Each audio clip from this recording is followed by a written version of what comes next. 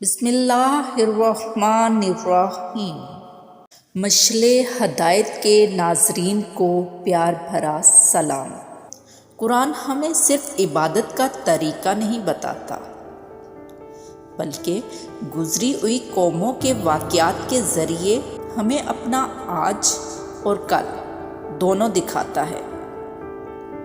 آج ہم بات کریں گے قوم سمود کی، ایک ایسی قوم جو اپنی طاقت، اپنی ترقی اور اپنے مضبوط گھروں پر فخر کرتی تھی، لیکن جب اللہ کی کھلی نشانی کو ٹھکرا دیا تو پھر ان کا انجام صرف عبرت بن گیا۔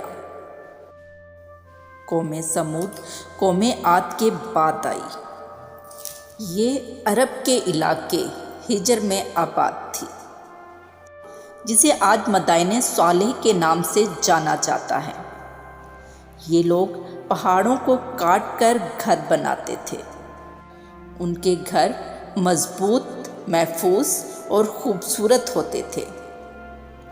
وہ کہتے تھے، ہم ایسے گھر بناتے ہیں کہ کوئی قدرتی آفت ہمیں مٹا نہیں سکتی۔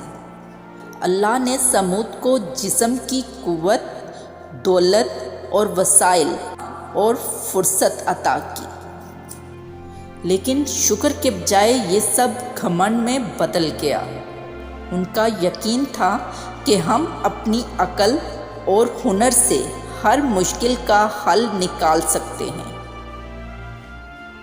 سمود اللہ کو مانتے تھے، لیکن صرف وہ اللہ کو نہیں مانتے تھے بلکہ وہ بتوں کو اللہ کا قریبی ذریعہ سمجھتے تھے۔ ان کا کہنا تھا کہ یہ بت ہمیں اللہ کے قریب کر دیتے ہیں۔ اسی شرک نے ان کے دل سخت کر دیے۔ اللہ نے ان کی ہدایت کے لیے حضرت صالح علیہ السلام کو بھیجا، جو خود اسی قوم سے تھے۔ انہوں نے فرمایا، اللہ کے سوا کسی کی عبادت نہ کرو، زمین میں فساد نہ پھیلاؤ اور اللہ کی نعمتوں کا شکر ادا کرو۔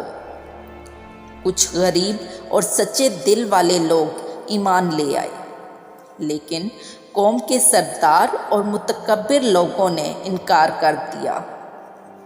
قوم کے سرداروں نے کہا، اگر تم سچے نبی ہو تو ہمارے لیے کوئی ایسا معجزہ دکھاؤ جو ہماری عقل کو بھی حیران کر دے۔ انہوں نے ایک چٹان کی طرف اشارہ کر کے کہا، اگر اس چٹان سے زندہ اونٹنی نکال دو تو ہم مان لیں گے۔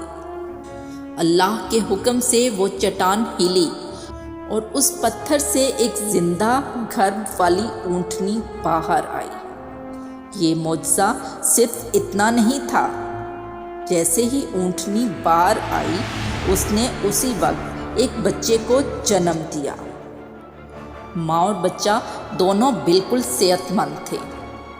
یہ اللہ کی قدرت کی کھلی نشانی تھی، پتھر سے زندگی اور زندگی سے زندگی۔ حضرت صالح علیہ السلام نے فرمایا، یہ اللہ کی نشانی ہے، اسے چھیڑنا منع ہے۔ اللہ کا حکم تھا، ایک دن پورا پانی اونٹنی اور اس کے بچے کے لیے، اگلے دن پوری قوم کے لیے۔ روایات کے مطابق اونٹنی اتنا دودھ دیتی تھی کہ پوری قوم اس سے فائدہ اٹھاتی، یعنی اللہ نے کسی پر ظلم نہیں کیا، صرف اطاعت کا امتحان لیا۔ وقت کے ساتھ ساتھ قوم کے دلوں میں بغض پیدا ہونے لگا۔ ان کا کہنا تھا، یہ اونٹنی ہمارے نظام میں خلل ڈال رہی ہے، یہ صالح کے دعوے کو زندہ رکھے ہوئے ہے۔ یہاں سے فتنہ شروع ہوتا ہے۔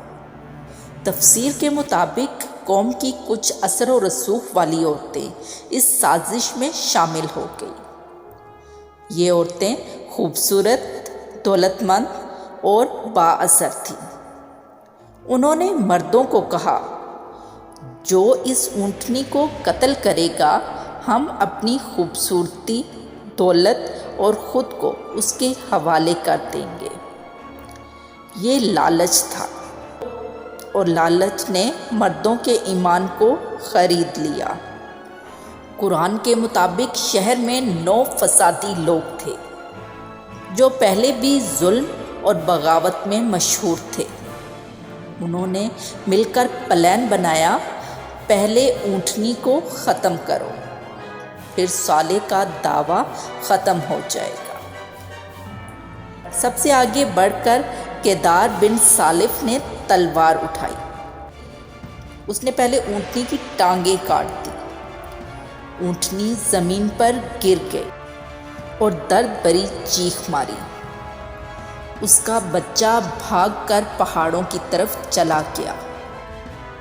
جب قوم سمود نے اونٹنی کی ٹانگیں کاٹی تو اونٹنی کا بچہ ڈر کر پہاڑوں کی طرف بھاگ گیا۔ اس نے 3 مرتبہ زور سے چیخ ماری۔ یہ چیخ انتظار اور خوف کی نشانی تھی۔